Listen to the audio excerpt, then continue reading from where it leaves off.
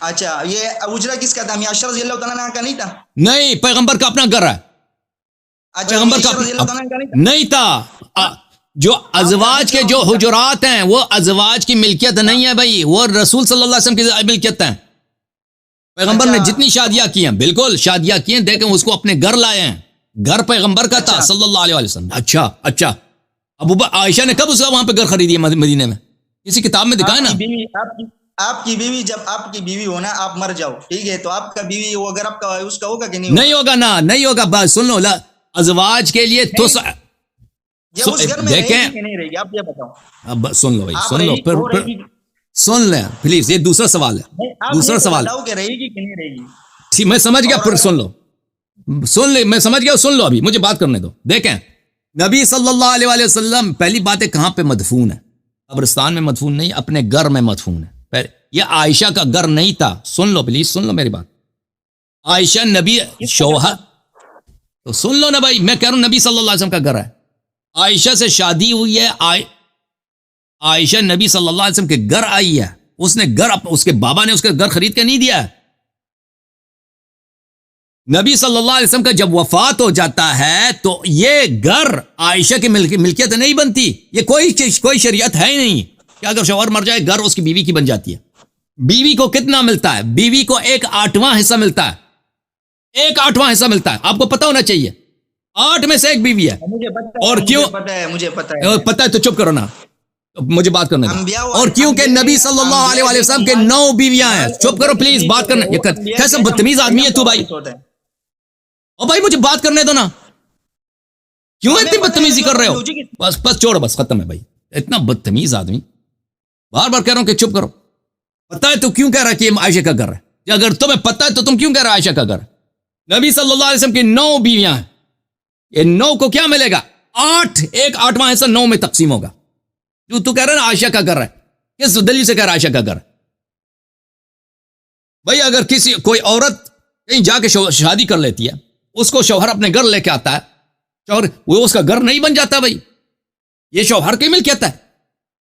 ابھی میں نے شادی کی، ابھی میری بیوی میرے گھر آ جاتی ہے، میرا جو جائیداد ہے اس کی بن جاتی ہے. یہ کہاں کی شریعت ہے؟ کس کے قانون؟ امریکہ کے قانون میں بھی نہیں ہے، پاکستان کے قانون میں بھی نہیں، اسلام کا قانون بھی نہیں ہے.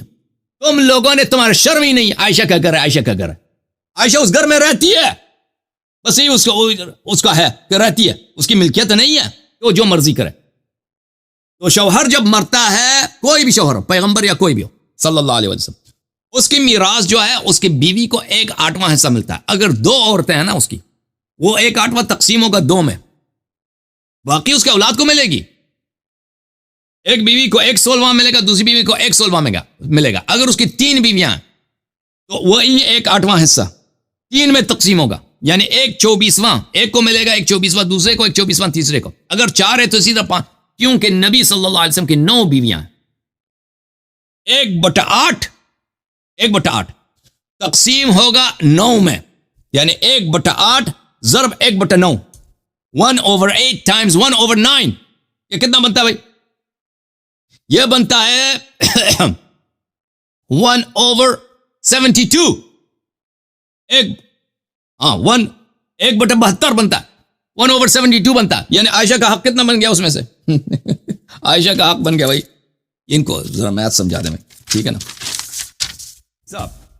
عائشہ کا 1/8 عائشہ کو ملے گا نا، 1/8 ٹائمز 1/9، کیونکہ نبی صلی اللہ علیہ وسلم کے 9 بیویاں ہیں. 1/72 عائشہ کا جو حق بنتا ہے 1/72. 1/72 کا کیا مقصد ہے؟ یعنی تقریباً بنتا ہے 1.2.8%. ہاں، عائشہ کا حق کتنا بنتا ہے؟ 100 میں سے 1% سے کچھ زیادہ، 1.25%. عائشہ کا حق بنتا ہے. عائشہ کا گھر ہے، عائشہ کا گھر ہے. عائشہ کا کچھ بھی نہیں، عائشہ کو کچھ بھی نہیں. پھر الگ بات ہے کہ اس کو وہ عائشہ کو وہ بھی نہیں ملے گا، کیونکہ عائشہ کو اس کی قیمت ملے گی، ٹھیک ہے نا. پھر عائشہ کیونکہ اس اسلام سے خارج ہو گئی ہے، نبی امیر المومنین اسلام پہ اس نے خروج کیا، تو اس کو وہ بھی تو نہیں ملے گا نا، جو ارتداد کی وجہ سے اس کو وہ تو بھی نہیں ملے گا، میراث بھی نہیں ملے گا. اچھا، لیکن وہ الگ بات ہے. تو نبی صلی اللہ علیہ وسلم اپنے گھر میں مدفون ہے. تو کب انہوں نے کہا تھا ابو بکر میرے ساتھ دفن ہو؟ وہ حدیث میں دکھاؤ. یا عمر کو میرے ساتھ دفن کرو. ناجائز قبضہ ہے کہ نہیں ہے؟ اور کیونکہ تو آپ نے خود کہا کہ اللہ تعالیٰ کیسے راضی ہو سکتا ہے کہ ایک منافق ایک غاصب نبی صلی اللہ علیہ وسلم کے ساتھ حجرے میں مدفون ہو؟ نہیں ہو سکتا. اس لیے اللہ نے ان کو نکال دیا. احادیث میں شیعہ حدیث میں بہت ہے کہ اللہ تعالیٰ نے ابو بکر اور عمر کو جنب نبی صلی اللہ علیہ وآلہ وسلم سے وفات کے فوراً بعد ہی نکال دیا تھا. یہ حدیث الصراط المستقیم الی مستحقی التقدیم تالیف ابی محمد علی بن یونس العاملی النباطی البیاضی متوفى سنة 877 طبع المکتبۃ المرتضویہ فی النجف الاشرف. کتاب چھپی ہے سنہ 1384 یعنی آج سے تقریباً 60 سال پہلے نجف اشرف. اچھا یہاں پر جلد نمبر 3 صفحہ نمبر 116 میں یہ حدیث شریف ملاحظہ کریں. روا عاصم بن حمید عن صفوان عن الصادق علیہ السلام. حضرت امام جعفر صادق علیہ السلام سے یہ حدیث ہے انہما لم یبیتا معه الا لیلہ. یہ دونوں رسول پاک صلی اللہ علیہ وسلم کے ساتھ صرف ایک رات رہے. ایک رات ابو بکر، ایک رات عمر. وفات کے اگلے دن ہی ثم نقل الى واد فی جہنم یقال له واد الدود. اگلے ہی دن ان کو جہنم کے ایک وادی میں منتقل کیا گیا. اس جہنم کے اس وادی کا نام ہے واد الدود. اوکے بھائی، سب کا بڑا شکریہ جی. کل پھر پروگرام ہے جی، کل ساڑھا پھر پروگرام ہے.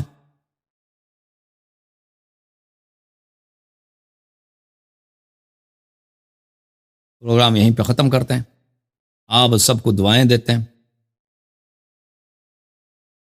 اوکے جناب، اللہ تعالیٰ سب کو عزت دے. میں سب بات کرنا چاہ رہا تھا اس آدمی سے، پٹھان سے. کیا نام تھا پٹھان کا؟ طاہر. لیکن یہ لڑکا جو تھا اس کے وہ مجھے بات نہیں کرنے دے رہا. آپ سب کو اللہ تعالیٰ جزائے خیر دے.